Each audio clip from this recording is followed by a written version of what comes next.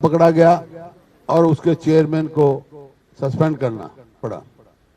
और अब जो इनकी मेरिट और पारदर्शिता एक सूटकेस के नोटों में बंद मिल गई, ढोल की पोल खुल गई। और आज एक डिप्टी सेक्रेटरी को उन्होंने टर्मिनेट की है उसकी सर्विस से, ताकि इस पूरे स्कैम पे लीपापोती करना चाहते हैं। और ये देखो ना, उनका टर्मिनेशन ऑर्डर अगर आप पढ़ेंगे, मैं दिखाता हूं आपको,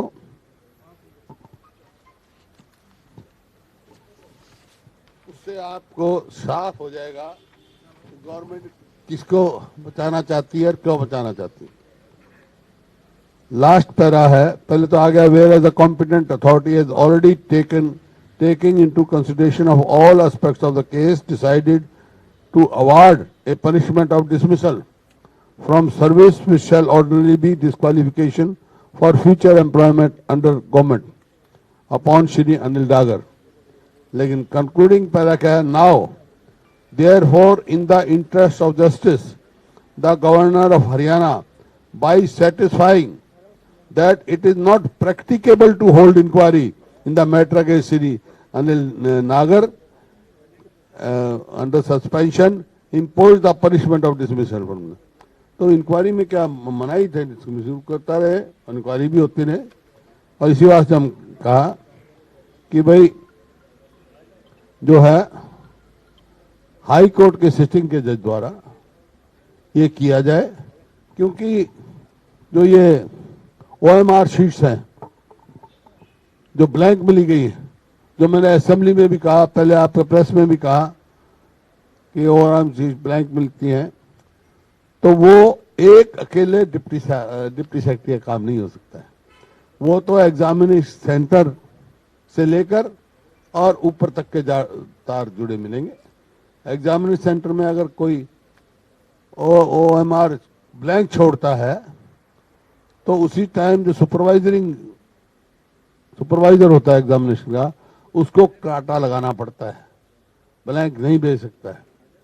तो इसका मतलब ये बड़ी डीप रूटेड कॉन्स्पिरेसी है, और उसको तह तक पहुंचने के लिए हम जांच मांग रहे हैं। अब इसका डिसमिसल कर दिया, एक अनिल डागर का, एक डिप्टी सेक्रेटरी का। डिप्टी सेक्रेटरी का सिलेक्शन में कोई मतलब नहीं होता है।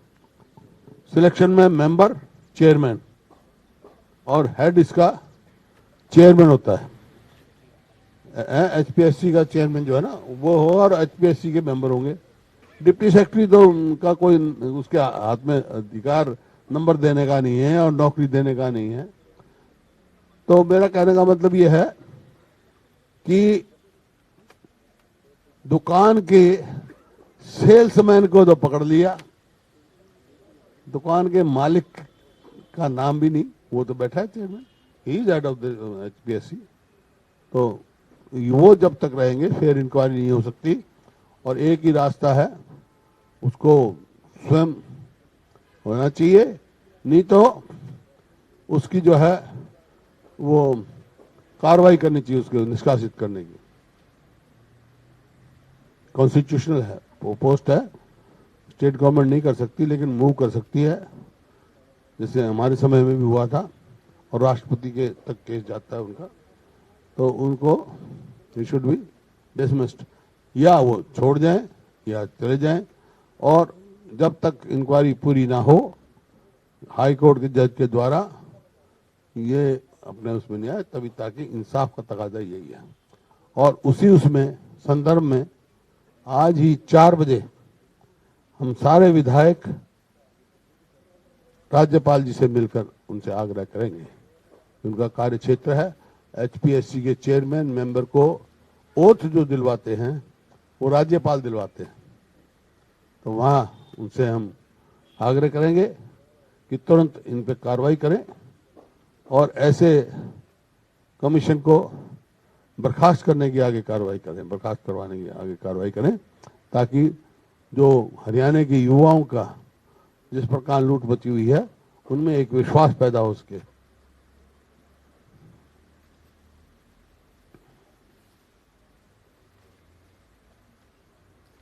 बाकी आपको मालूम है आज क्या स्थिति है। अस्पतालों के 70%, मैं हेल्थ की बात कह रहा हूँ, आज कह रहे हैं कि भाई ओमिक्रॉन आ सकता है, तीसरी वेव आ सकती है, लेकिन 70% स्पेशलिस्ट डॉक्टर्स के पद तो खाली पड़े हैं अस्पताल में हरियाणा में। और प्रदेश के 13 जिलों में रेडियोलॉजिस्ट, 11 जिलों में बायोकेमिस्ट्री की, 10 जिलों में मेडिसिन, 9 जिलों में फार्मेसिक, 7 जिलों में चेस्ट तथा त्वचा रोग विशेषज्ञ, 6 जिलों में मनोरोग, 3 जिलों में ईएनटी, 2 जिलों में गायनी हड्डी रोग बच्चों के डॉक्टर, 1 जिले में एनेस्थीसिया पैथोलॉजी और 1 भी सर्जन नहीं है। ये पूरे हरियाणा की तस्वीर मैंने आपको दी है। जैसे टोटल जो हमारे विशेषज्ञ हैं, स्पेशलिस्ट हैं डॉक्टर्स की, वो हमारे को जरूरत है 1978 पोस्ट है, 1978 होने चाहिए, लेकिन आज हमारे पास पूरे प्रदेश में कुल 669 है, 669 1978 में से। और अकेले हेल्थ डिपार्टमेंट में 10,000 पोस्ट खाली पड़ी हैं।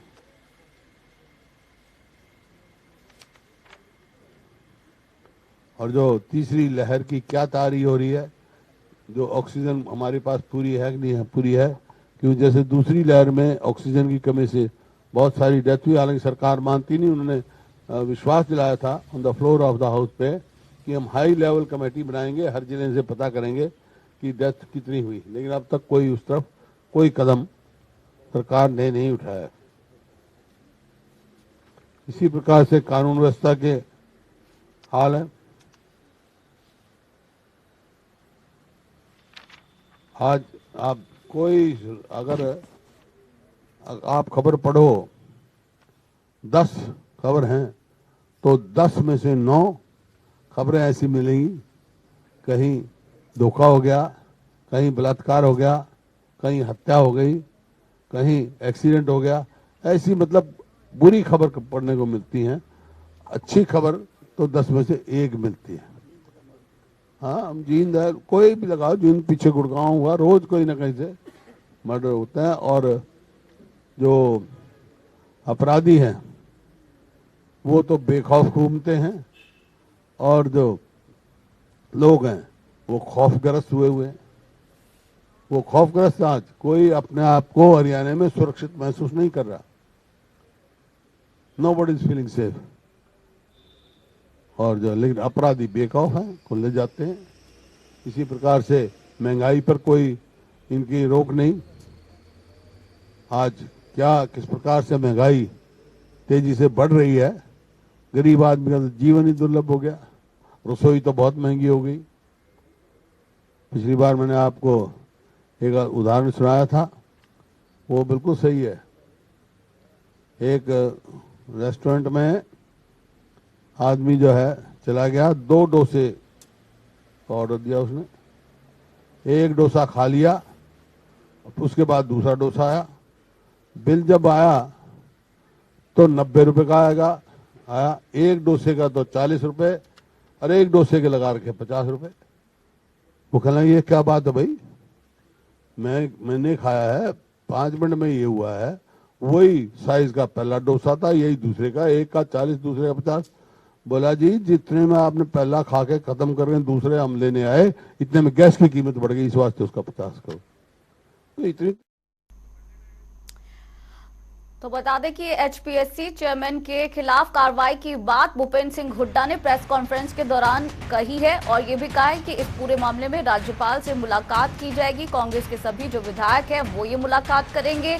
शाम 4 बजे का समय उन्होंने बताया है, मुलाकात 4 बजे होगी। और प्रदेश में कानून व्यवस्था ठीक नहीं होने की बात भूपेंद्र सिंह हुड्डा ने कहा है। साथ ही भी कहा है कि प्रदेश में अपराधी बेखौफ घूम रहे हैं।